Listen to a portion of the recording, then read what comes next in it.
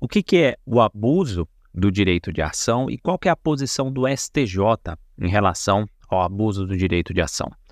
Como se sabe, o acesso à justiça ele é um direito fundamental. Está previsto lá no artigo 5º, inciso 35 da Constituição Federal, que dispõe o seguinte, inciso 35.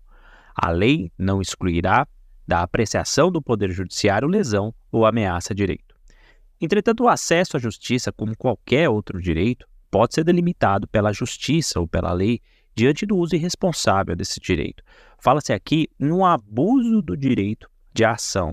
Existe, então, abuso do direito de ação quando a parte, ao ajuizar uma ação, busca, por exemplo, atrasar, prolongar ou ainda impedir o andamento de um processo. Também existe abuso no direito de ação diante de uma ação ajuizada com o objetivo de pôr fim a um conflito de interesse, a uma lide fictícia ou forjada, criada pela parte para obter uma vantagem de forma ilegítima. Existem diversos casos na jurisprudência do STJ e aqui eu vou apontar os principais deles. Um caso comum de abuso do direito de ação é o assédio processual. Foi julgado recentemente um caso desse no RESP 1.817.845. Tem se tornado comum o ajuizamento de ações sucessivas e sem um fundamento contra uma determinada parte, com objetivos maliciosos. O assédio processual, segundo a doutrina, é caracterizado pelo ajuizamento de múltiplas ações ou recursos judiciais sem fundamentação adequada, com o claro objetivo de protelar, tumultuar o andamento do processo ou obter aí um objetivo malicioso. Essa prática ela é vista como uma violação ao princípio da boa-fé processual, tá? E pode ser enquadrada como abuso do direito de ação. A terceira turma do STJ decidiu que ajuizar sucessivas ações sem fundamentação adequada pode configurar o assédio processual. Esse caso específico desse RESP 1.817.845 envolveu duas famílias disputando uma área de terra. Uma das famílias ajuizou diversas ações sem fundamentos relevantes, o que foi considerado um abuso de direito. Um outro caso que vem sendo bastante reconhecido no âmbito do STJ é a possibilidade de certificação imediata do trânsito em julgado em razão do abuso do direito de ação. Um caso recente aconteceu na reclamação 41.549. Dentro do contexto do abuso do direito de ação, tem se tornado comum a interposição de recursos sucessivos e descabidos com o objetivo de prolongar ou impedir a certificação do trânsito em julgado do processo. E nesse cenário, a primeira seção determinou a certificação imediata do trânsito em julgado em um processo devido ao abuso do direito de ação por parte de uma mulher que insistiu em apresentar medidas descabidas em um caso de pensão especial. Outro caso interessante no âmbito do STJ é o seguinte: tem se tornado bastante comum o uso da ação popular para fins políticos. Será que isso caracteriza o abuso do direito de ação?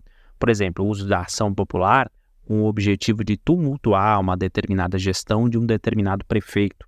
Será que isso caracteriza aí o abuso do direito de ação?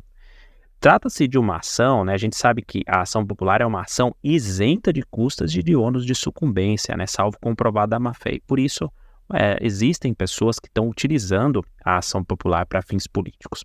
Na verdade, o objetivo da ação popular é a tutela preventiva, também chamada de inibitória, ou ressarcitória, que também é chamada de anulatória, dos seguintes bens e direitos difusos: patrimônio público, moralidade administrativa, meio ambiente, patrimônio histórico-cultural. É inclusive o que está lá no artigo 5º, inciso 73 da Constituição Federal. Na prática, o STJ ele não vem reconhecendo o abuso do direito de ação nesses casos, até porque a gente precisa reconhecer que a finalidade política da ação, como regra, está na intenção, né? É muito subjetivo do agente, mas não no comportamento. A gente não consegue encontrar a finalidade política no comportamento do agente, dado que a ação, né, a ação popular nesses casos, como regra, ela está fundamentada de forma legítima em um dos motivos autorizados pela Constituição. A gente precisa acrescer ainda a esse fato a ideia de que, por se tratar, né, de uma relativização de um direito fundamental, né, o reconhecimento do abuso do direito de ação é uma relativização de um direito fundamental previsto no artigo 5º, inciso 35 da Constituição Federal, a gente tem que o reconhecimento do abuso do direito de ação é sempre excepcional e deve ser feito com cautela pelo magistrado. Em um caso recente, o STJ, por exemplo, ele afastou a condenação por danos morais de ex-vereadores que ajuizaram uma ação popular para impugnar a venda de um imóvel pela prefeitura, concluindo que não houve o abuso do direito de ação nem dano moral indenizável. Isso aconteceu no RESP 1.770.890.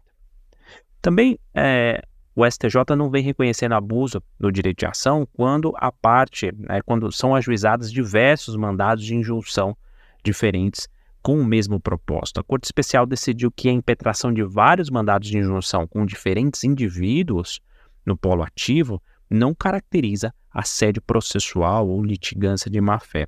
O relator observou que o simples fato de o litigante utilizar a ação ou recurso previsto em lei ou na própria Constituição não significa litigância de má-fé. Outro caso interessante, para a gente terminar aqui, guarda relação com a inversão do ônus da prova. Isso aconteceu no RESP 1.866.232. O que aconteceu? Uma grande rede de fast food ajuizou uma ação contra uma outra grande rede similar de fast food, com o objetivo de que essa rede parasse de veicular a frase "o melhor hambúrguer do mundo".